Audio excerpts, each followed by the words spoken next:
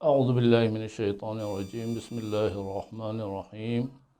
ناظرین محترم و سامعین کرام، السلام علیکم ورحمۃ اللہ وبرکاتہ۔ امور اجتماعی کے سلسلے میں ہماری گفتگو جاری تھی۔ سلسلہ کلام یہاں تک پہنچا ہے کہ ہم سارے کام جو خدا پہ چھوڑ دیتے ہیں اور اس میں جو اپنی ذمہ داری ہے وہ بھی خدا پہ چھوڑ دیتے ہیں، جبکہ ہمیں اپنی ذمہ داری تو پورا کرنا ہے۔ مثال کے طور پر خداوند عالم نے حضرت داؤد سے کہا کہ کچھ تم چاہتے ہو، کچھ میں چاہتا ہوں۔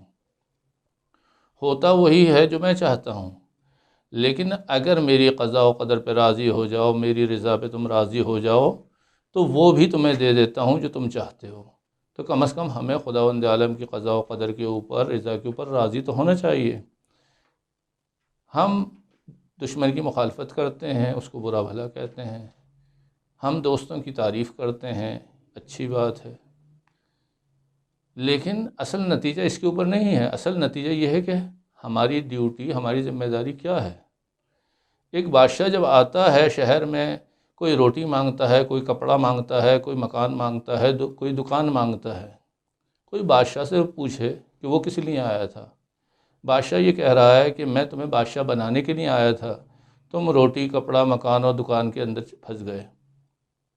تو ہم اہل بیت سے یہ پوچھیں کہ وہ ہمیں کیا دینا چاہ رہے ہیں، وہ ہمیں کہاں پہنچانا چاہ رہے ہیں۔ پیغمبر ختمی مرتبت صلی اللہ علیہ وآلہ وسلم نے فرمایا کہ مجھے نبی نبأ سے نہ کہو، میں خالی خبر دینے والا نہیں ہوں، بلکہ میں تمہیں بلند کر کے خدا سے ملانے کے لیے آیا ہوں، میں تمہیں خلیفہ خدا بنانے کے لیے آیا ہوں۔ ہم روٹی، کپڑا، مکان اور دکان کے چکر میں پھنس گئے ہیں۔ تو اصل چیز یہ ہے کہ ہمیں اپنی ذمہ داری کے اوپر توجہ دینا چاہیے۔ عمر بھر غالب یہی بھول کرتا رہا، دھول چہرے پہ تھی، آئینہ صاف کرتا رہا۔ تو آئینے کی صفائی سے ہمارے چہرے کی دھول تو صاف نہیں ہوگی۔ ہمیں اپنی ذمہ داری کو خود پورا کرنا ہے۔ جب ہم اپنی ذمہ داری کو پورا کریں گے تو نتیجہ اس کے اوپر ہے۔ اگر ہمارا بچہ یونیورسٹی میں جاتا ہے اور میں کسی سے کہوں کہ آپ بھی یونیورسٹی میں جائیں، تو وہ کہتا ہے میں تو جاتا ہوں۔ کس لیے جاتے ہو؟ چھولے بیچنے کے لیے۔ تو یونیورسٹی میں اگر کوئی چھولے بیچنے کے لیے جا رہا ہے تو اس سے نتیجہ تو نہیں آئے گا۔ اگر میرا بچہ بھی وہاں جا کے یہ کہہ رہا ہے کہ وہاں پر چور بہت برے ہیں، یا تعریف کر رہا ہے کہ اساتذہ اور ان کے گھر والے بہت اچھے ہیں، تو اس سے وہ اس مرتبے پر تو نہیں پہنچے گا جس کے لیے اس نے داخلہ لیا ہے۔ تو ہمیں بھی جو دشمنان خدا ہیں ان کی برائی کرنا ہے، اس لیے نہیں کہ وہ ہماری وجہ سے برے بن رہے ہیں، برے ہیں، اور ہمیں ان جیسا نہیں بننا ہے۔ ہمیں اہل بیت کی تعریف کرنا ہے، اس لیے نہیں کہ ہماری وجہ سے وہ اچھے بن رہے ہیں۔ وہ اچھے ہیں اور ہمیں تعریف کرنا ہے کہ ہم اچھوں کے ساتھ ہونا چاہتے ہیں، لیکن اصل ذمہ داری کیا ہے، جس کے اوپر نتیجہ ہے کہ ہم کیا بن رہے ہیں اور کیسے بنیں گے۔ اب اس میں ایک لطیفے کے طور پر میں ایک صاحب سے کی چیز پیش کرتا ہوں آپ کے سامنے۔ آغا جعفر مرحوم، ان سے میں نے ایک دفعہ سوال کیا کہ اسم اعظم کیا ہے؟ آپ مسکرائے، اس کے بعد آپ نے فرمایا کہ ایک شخص آیا، عالم دین سے سوال کیا اسم اعظم، اس نے ایک آیت بتا دی کہ یہ آیت ہے، اس کو پڑھ لینا 1.25 دفعہ۔ وہ باہر نکلا اور کتے پیچھے لگ گئے۔ اس نے کہا کہ ابھی اپنی جان پہلے بچا لی جائے، اسم اعظم سے مراتب تو بعد میں حاصل ہوں گے، پہلے جان چھوٹ جائے۔ وہ آیت پڑھی، کتے واپس چلے گئے۔ یہ وہیں سے واپس آئے اور کہتے ہیں عالم دین سے کہ آپ نے آیت صحیح بتائی ہے لیکن سوالات غلط بتایا۔ انہوں نے کہا مسئلہ کیا تھا؟ انہوں نے قصہ سنا دیا۔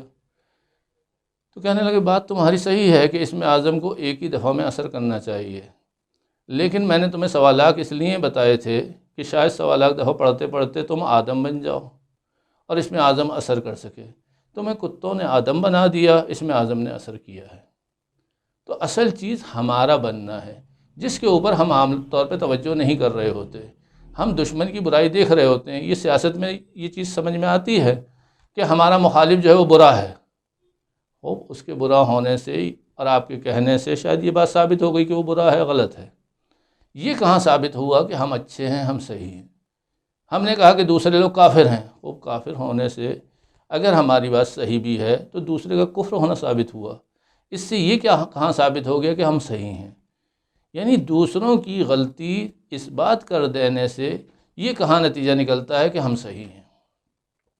اصل چیز یہ ہے کہ ہم دوسروں کی غلطیوں پر توجہ نہ کریں، اپنی غلطی کی طرف دیکھیں، اپنے گریبان میں جھانکیں کہ ہمیں کیا کرنا ہے، ہماری ذمہ داری کیا ہے اور ہمیں کہاں تک پہنچنا ہے۔ اذا اراد اللہ بعبد خیرا فقہہ فی الدین زہدہ فی الدنیا وبصرہ فی عیوبہ۔ خداوند عالم جب کسی کی خیر چاہتا ہے تو کیا ہوتا ہے؟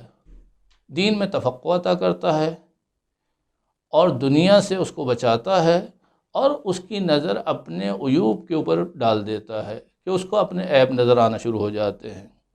خداوند عالم نے حضرت موسیٰ سے فرمایا، اے موسیٰ، جب میرے خزانے خالی ہو جائیں تو دوسرے خزانے کی طرف توجہ کرنا، اور جب تمہارے اپنے عیب ختم ہو جائے تو دوسرے کے عیب کے اوپر نظر ڈالنا۔ اور ہم پورے معاشرہ اور ہمارا معاشرہ جو ہے اس بات کے اوپر ہے کہ ہم دوسرے کی غلطیاں، دوسرے کے عیب ان پر دیکھتے رہتے ہیں، اور خود بھی یہ نہیں سوچتے کہ ہمیں بھی اپنی غلطی کی طرف دیکھنا چاہیے۔ ایک مثال دے رہا ہوں، شاید وہ مثال مناسب نہ ہو، لیکن سمجھنے کے اعتبار سے، کہ جن کو ہم کافر کہتے ہیں ان کے معاشرے میں آپ جائیے، آپ ایک خاتون کی تعریف کر دیجئے، اس سے کہیے کہ میں تم سے شادی کرنا چاہتا ہوں، وہ شاید آپ کی بات کو اچھا نہ سمجھے، برا سمجھے، لیکن جب وہ جواب دے گی تو ایک شکریہ ادا کرے گی، ایک مسکراہٹ ہوگی، اس کے بعد کہے گی کہ نہیں، میں مناسب نہیں سمجھتی، میں نہیں کروں گی۔ لیکن یہی سوال اگر آپ اپنے معاشرے میں کرتے ہیں، اس کے بعد جو جواب آتے ہیں آپ جانتے ہیں، سوال ایک ہی ہے، کرنے والا ایک ہی ہے، لیکن جواب ہماری تربیت کا حصہ ہے، جو ہمارے معیار کو، ہماری کوالٹی کو بیان کر رہا ہے۔ غلطی ہو سکتا ہے دوسرے کی ہو، لیکن اس کے اوپر جو ہم رد عمل کرتے ہیں وہ ہمارا ہوتا ہے۔ آج کے درس کو ہم یہیں پر ختم کرتے ہیں، آئندہ درس تک کے لیے اجازت دیجیے۔ السلام علیکم ورحمۃ اللہ وبرکاتہ۔